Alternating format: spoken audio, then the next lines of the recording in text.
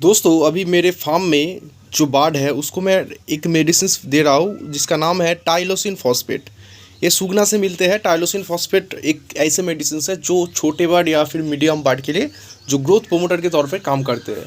तो आप जेंटामाइसिस जब करते हो तो टाइलोसिन तो देते ही हो, तो ये टाइलोसिन का ही एक अलग फॉर्मेट है जिसको टाइलोसिन फॉस्फेट बोला जाता है। तो ग्रोथ के लिए बहुत अच्छे इफेक्टिव तरीके से काम करते हैं। तो छोटे बाढ़ के लिए पानी में 1000 बाढ़ में 50 ml के हिसाब से हम देते हैं। तो अभी बाढ़ लगभग 20 दिन के आसपास है, तो 20 दिन में जो बाढ़ है उसके लिए 100 ग्राम 1000 बाढ़ के हिसाब से हम इसको देंगे। तो 300 ग्राम मेरे फार्म में अभी तो टाइलोसिन फॉस्फेट है 2500 बाढ़ के लिए मैं इस्तेमाल कर रहा हूँ, क्योंकि 900 ग्राम है तो 3 दिन में डोज कंप्लीट हो जाएगा और थोड़े फीड लेकर उसको इस्तेमाल करना होगा।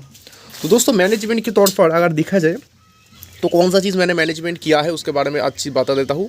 वेदर 2-3 दिन बहुत ख़राब था, तो इसके लिए जो बाहर के ठंडे हवा रात के टाइम में चेंज हो रहा है, दिन के टाइम वेदर बहुत डिफ़िकल्ट है। तो इस टाइम पे एक चीज़ आपको हमेशा ख्याल रखना होगा कि जब भी बाढ़ में हवा बाहर से आए तो उस चीज़ में बाढ़ को प्रोटेक्ट रखना। दोपहर के टाइम गर्मी से और रात के टाइम ठंडी हवा से बाढ़ को बचा के रखना। तो इसमें क्या होगा कि ठंड हवा अगर लग जाए तो बाढ़ में साउंड आएगा और बाढ़ जो ग्रोथ अभी है मेरे फार्म में उसमें 2-3 दिन फिर से उसको रिकवरी करने में टाइम लग जाएगा। तो जो एक्चुअल बॉडी वेट आना होगा तो उसमें थोड़े टाइम ज़्यादा खा लेगा और जो प्रॉफिट जो रिज़ल्ट आने वाले हो वो एवरेज तक चला जाएगा। तो इसके लिए आपको हमेशा हर एक चीज़ के ऊपर पूरा मैनेजमेंट के ऊपर ध्यान रखना होगा।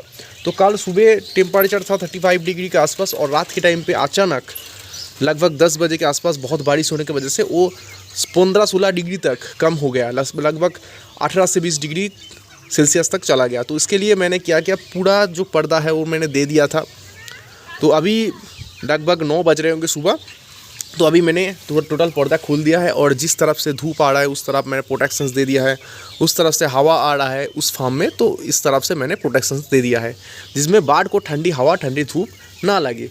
तो अभी कुछ दिन पहले मेरे फार्म में जेंटा हुआ है, लगभग 2 दिन हो चुका है। तो 2 जेंटामाइसिस करने के बाद मैं सोच रहा था कि मोर्टिन एक मेडिसिन आते हैं इस्तेमाल करने की, लेकिन मेरे फार्म में अभी नहीं है। तो इसके लिए एक टाइम मैंने कल से जो इम्यूनिटी बूस्टर है जैसे कि एसी मेडिसिन वो मैंने इम्प्लीमेंट किया। एक मल्टीविटामिन भी बोल सकते हो आप, जिसमें विटामिन ई सेलेनियम होते हैं, और एक टाइम के लिए एंटीबायोटिक इस्तेमाल किया है। तो 2 दिन डोज कंप्लीट हो चुका है जो एसी का।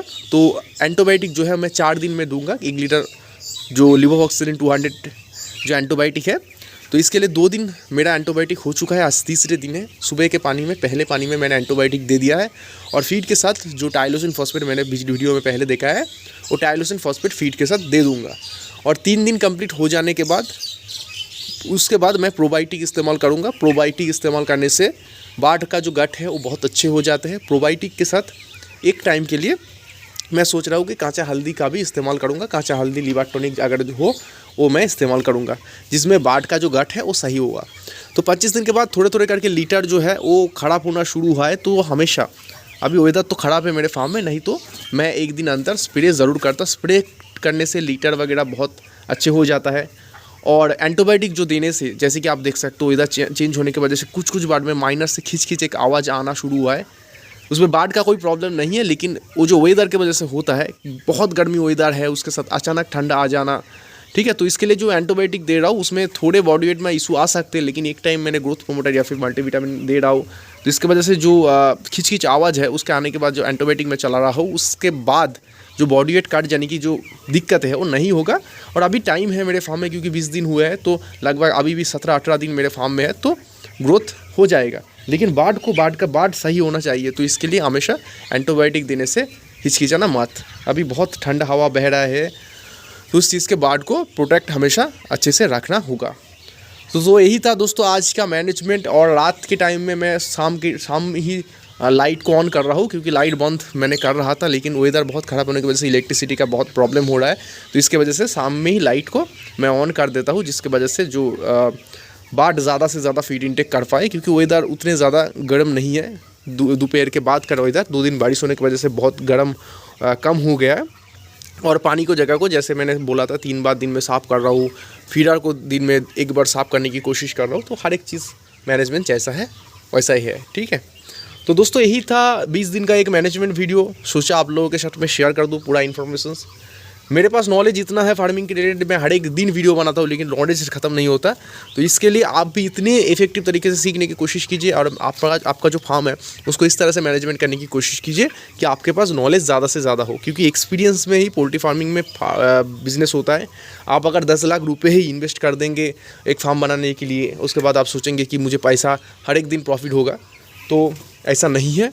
आपको हमेशा कोशिश करना होगा एक्सपीरियंस गेन करने की, क्योंकि एक्सपीरियंस जितना आपका ज़्यादा होगा, आप छोटे छोटे माइनर चीज़ के ऊपर जितने ज़्यादा फोकस करेंगे, आपका प्रॉफिट उतना ज़्यादा होगा। तो वीडियो को दोस्तों यही एंड करते हैं। अल्लाह हाफ़िज़ दोस्तों।